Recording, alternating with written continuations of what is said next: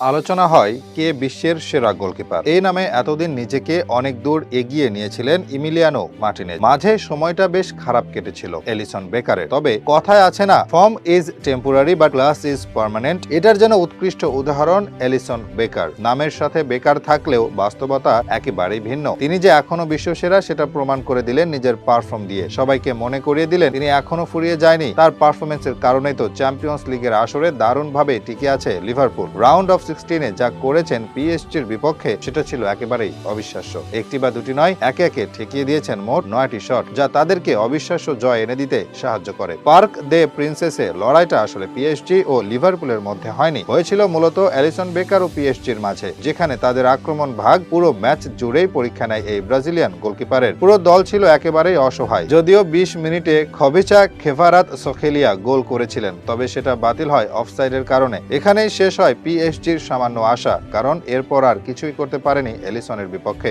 29 মিনিটে এলিসনকে একা পেয়েছিলেন উসমান ডেম্বেলে, তবে কিছুই করতে পারেননি তিনি। তার শট রুখে দেন এই ব্রাজিলিয়ান। ম্যাচের 37 মিনিটে লিভারপুলের দুজন ডিফেন্ডারকে কাটিয়ে